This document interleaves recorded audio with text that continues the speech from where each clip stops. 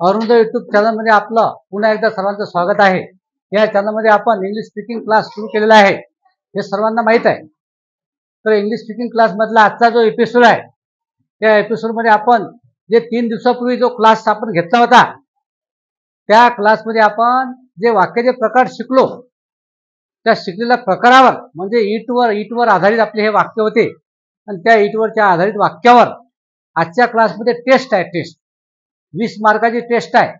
हे टेस्ट आपल्याला सोडवायची आहे आणि सर्वांना 100% टेस्ट सोडवता येईल असे सोपे वाक्य आहेत। ते सर्व वाक्य तुमच्याकडून गेलेले आहेत। जे वाक्य नवीन असतील, जे शब्द नवीन असतील, त्याचे अर्थ सुद्धा मी फळ्यावर दिलेले आहेत। तर तुम्हाला आता काय करायचं आहे, 20 गुणांची टेस्ट आहे, 20 मार्काची। तर पहिले जे 10 क्वेश्चन आहेत, 10 प्रश्न आहेत, 10 वाक्य आहेत, ते 10 वाक्यामध्ये टोटल इंग्लिशचे वाक्य आहेत।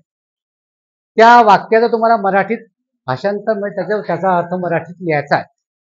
10 वाक्य इंग्रजीमध्ये आहेत, त्याचं मराठीत लिहायचं आहे आणि दुसरे 10 वाक्य मराठीत आहेत, त्याचं तुम्हाला इंग्रजीमध्ये लिहायचं आहे। असं सिंपल हे टेस्ट आहे। तर आता आपण इकडे पाहूया, लक्ष द्या। इट इज अ फ्लावर हे वाक्य आहे।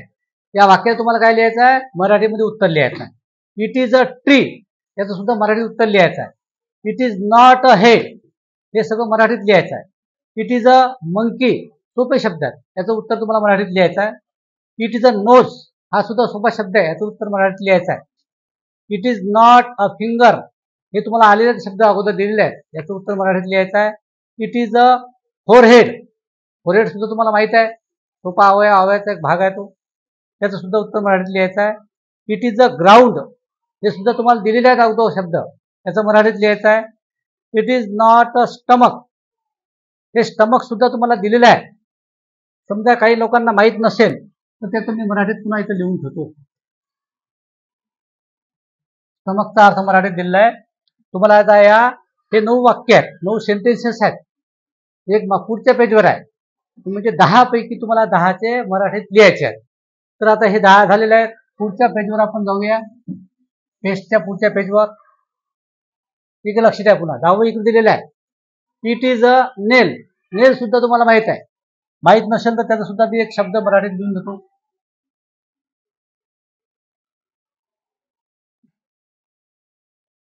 आता तुम्हाला सर्व येणार आहे, जे थोडंसं कठीण वाटते, जो शब्द थोडासा कठीण वाटते किंवा तुम्ही ऐकलं नसेल त्याचे सुद्धा तुम्हाला अर्थ दिलेले आहेत। तुम्हाला फक्त पूर्ण वाक्याचा अर्थ लिहायचा आहे।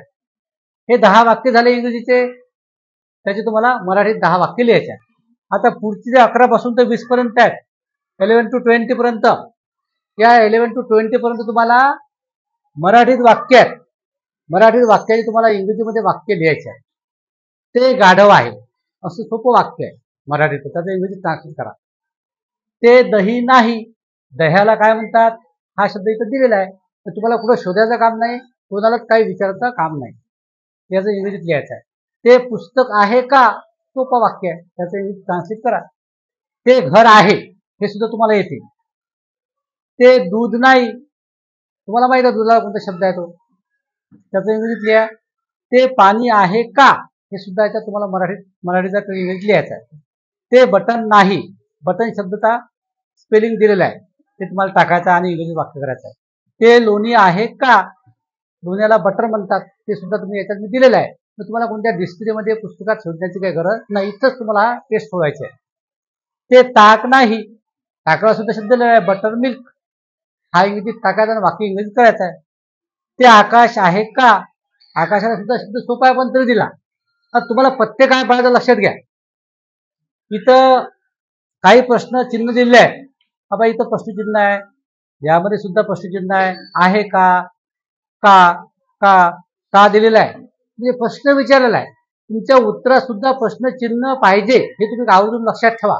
मागच्या टेस्टच्या अनुभवानुसार जसं मराठीमध्ये तुम्हाला असे प्रश्नचिन्ह दिसतात, तसे तुम्हाला इंग्रजीमध्ये सुद्धा प्रश्नचिन्ह दिसतात। हे नाही, एकदा लक्ष द्या। त्याच्यामध्ये सुद्धा इथं पहा, इट इज अ ट्री इथं प्रश्नचिन्ह दिलेलं आहे, याचं तुम्हाला मराठीत लिहिताना ते प्रश्नचिन्ह आलं पाहिजे। It is a nose, is it a nose आहे, is it a tree, is it a nose. अजून काय शब्द आहे, इज इट अ फोरहेड, हे 3-4 प्रश्न याच्यात सुद्धा आहे। म्हणजे मराठीत काय प्रश्नचिन्ह आहेत, प्रश्न आहेत, त्याचं उत्तर तुम्हाला प्रश्नचिन्ह द्यायचं आहे, तसं इंग्रजीत सुद्धा आहे। इंग्रजी आणि मराठीमध्ये तुम्हाला फक्त काय पडायचं आहे, प्रश्नचिन्ह जसं आहे तसं तुमच्या उत्तरात सुद्धा प्रश्नचिन्ह आलं पाहिजे. हा एक लक्षात ठेवा तुम्ही. तुमचं बऱ्याचदा प्रश्नचिन्ह देताना चूक होते किंवा तुम्ही गडबड करता किंवा ते सोडून देता. तर असं न करता हे टेस्ट काळजीपूर्वक सोडा. हे टेस्ट सोडवली म्हणजे इतके तुम्हाला हिटचे वाक्य 20 तुम्हाला 100% येतील. मग तर आता जे कोणी या चॅनलला नवीन असतील